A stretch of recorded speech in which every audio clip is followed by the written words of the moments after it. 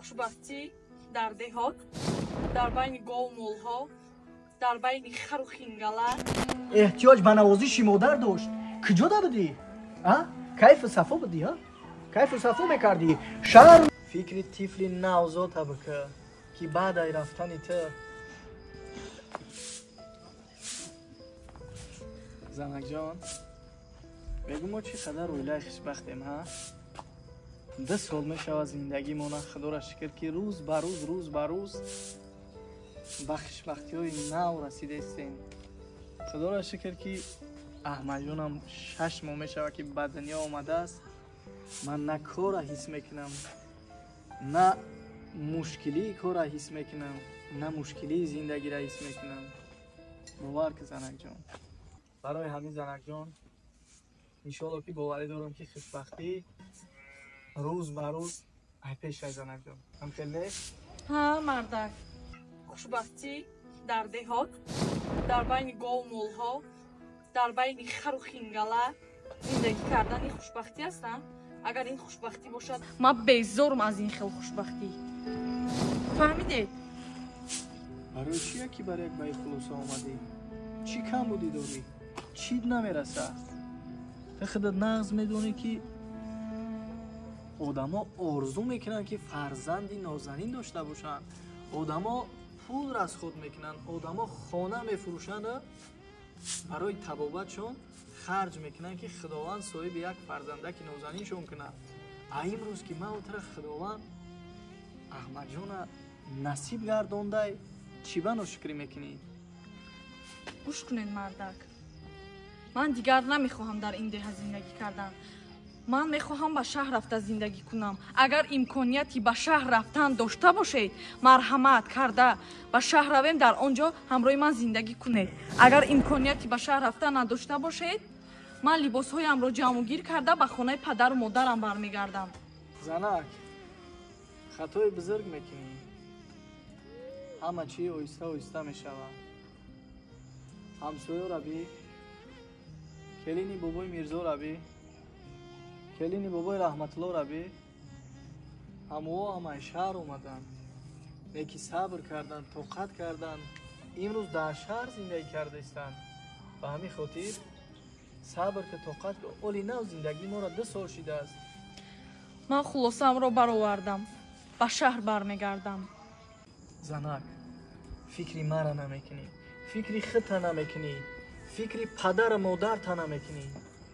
ҳадди ақал фикри аҳмадҷона бика, фикри тифли навзота бика ки баъдаи рафтани ту ҳолии нозанинак чӣ мешавад? ҳолии шербача чӣ мешавад? гӯш кун мардак, ман аз хонаи падарам худам танҳо омадам ва худам танҳо ба хонаи падару модарам бармегардам. бас аст, меравам. худам танҳо омадам ва худам танҳо ба хонаи падару модарам бармегардам.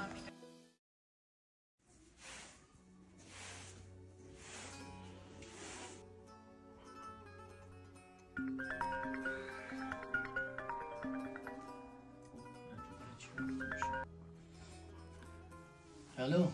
салом алейкум акашам. ваалейкум ассалом. сӯза катинҷи мешарамаш шумо чӣ хел? меша худоро шукр. апам сӯза хуба? рамад саломат бошӣ. чӣ ҳол дорӣ? худоро шукр ака. росӣ барои як масъала ака занг задам. хоб гӯш мекунам. ҳамин оилам росӣ гап ака худам медонем ки духтари шаҳрай ҳамиха сабр кард, ҳамиха тоқат кард. фаҳмондум нашид ака. гуфт ки мақсад май хонаи падару модарам худам танҳо омадам, танҳо мерам. фарзанди 6 моҳам ака сар дод, партофт рафт акаҷон. агар имконият мешид ака, оилата гап мезадӣ, апома гап мезадӣ, ҳамин фарзанди мара дар баробари фарзанди худам акаҷон нигоҳбин мекардем. дигар ягон кас надорам ака. دوستان از یه لحظه بعد قطعی خواهران مدران و پجانکو میرسونیم که شرکت فابلیک برای هر یک شما شرایط خوبی کاری فراهم آورده. اگر که شما میتونید در خونه‌تون نشسته خونه نو اومده توسط آنم تلفن دستیان کار و فعالیت خودتون بیزینس خودتون پیش برده در یک ماه 5000 سرکرده تا 15000 سومونی مبلغ پولی به دست بیارین. برای به کار قبول شدن شما در دیپلم لازم نیست، زبان خارجی دانستن لازم نیست. دانشجو دخترک 100% میتونین کار کنین. اپایی که در کارخانه‌های دولتی و کارخانه‌های شخصی کار میکنین شما را میتونین در پلین تلنی یعنی کار کنین. یگان مایده سایروی کار شما را نمیگیره، فقط 3 ساعت در روز وقتتون صرف میکنین و هر ماه 5000 تا 15000 سومونی پول به دست میارین. برای به کار قبول شدن یگان کسا پول نمیتین، فقط واتساپ زلاتای دایرکتور شرکت فابریک اپای شمسیه جون ده اینامی دو درکتون رجب علی ابراهیمی مراجعت میکنین. اپای ما تمام نوزکیای کار را نقطه به نقطه شما را میفهمونه یادتون میته و این چونین برای یعنی نویستنتون شما را 500 روبل توفا میکنه. وقتی که شما رجیستراسیون میکنین 500 روبل از جانب اپای شمسیه جون یعنی که توفا میگیرین. این چونین نگفتن همونه وقتی شما حرکت میکنین در مدت 2 ماه 3 ماه دایرکتور شرکت فابریک میشین، در این حالت شما را 20000 سومونی از جانب شرکت فابریک توفا میکنن 100% گارانتیش قطعی. از جانب اپای شمسیه جون باشه این 50000 روبل به مقصد درستی میشه و این چونین نگفتن همونه در شرکت فابریک کار کردن چه خوبی ها داره. دوستان عزیز وقتی شما کار میکنین 21 روز پس معاش میگیرین. بغیر 21 روز پس معاشتون برای تولد هر یک فرزندتون 10800 سومونی میگیرین. بغیر این هر ماه توفا میگیرین. بغیر توفا ها باشه برای مثال زینه هایی که شما تای میکنین دایرکتور میشین، استارش دایرکتور میشین، زلاتای دایرکتور میشین، برای هر یکی همیا 20000 و 30000 و 40000 همین خیلی دادنتون میگیره. اگر امکانیت میشیده که ملت گپ میزدی اپا ما گپ میزدی همین فرزندی مرا در برابر فرزندی خودم که جان نگاه میکردین دیگه یکم کس ندارم که رنگ شما آدمی نزدیک گوش که بازم من هیچ کار گپ نمیزنم. نمیرنگ خونه خودداری بیا فرزند تا بیار خطی فرزند که من میستم تا وقتی که در کارتای نمی خونه مرده میسته من انشالله که خوش رو نگاش میکنم میشود دولادون حوزی میفورد حوزی بیار پگه میفورد پگه بیار یکو مشکلی نیست. زنک ما بای مادر جبرانی من نشمازه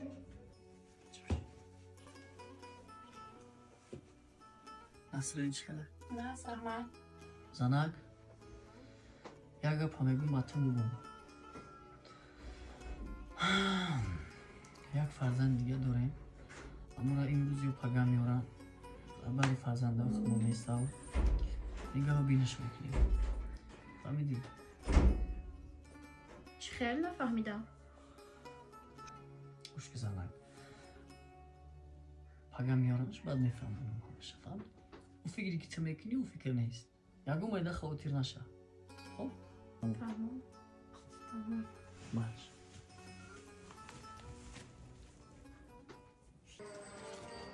شیل بچه اوتاش امروز درسو چی گذاشت؟ امروز بچه با بهایی چند خوندی؟ چند و شب زنه شیل بچه ای دادش. احمد جون پیسرم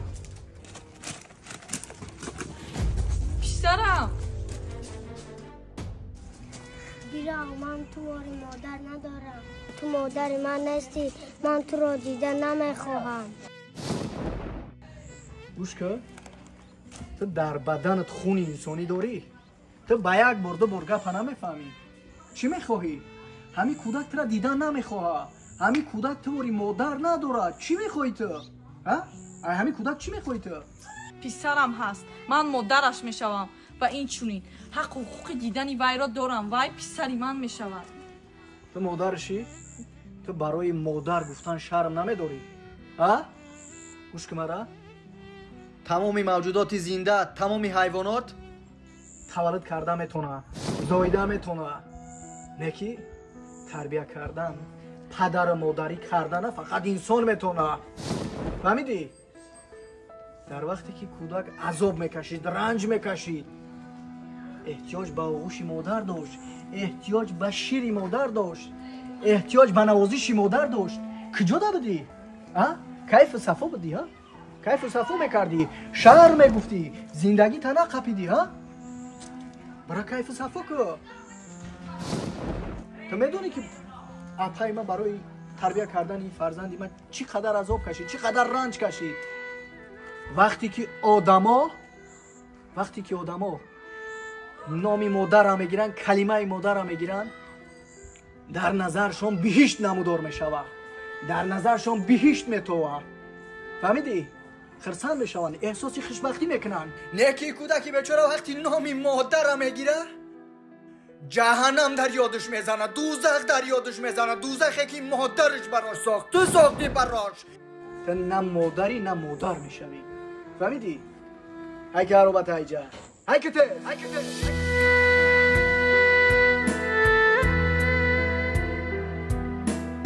تو مادر من هستی، من تو را دیده نمیخواهم. رجب علی ایبرانی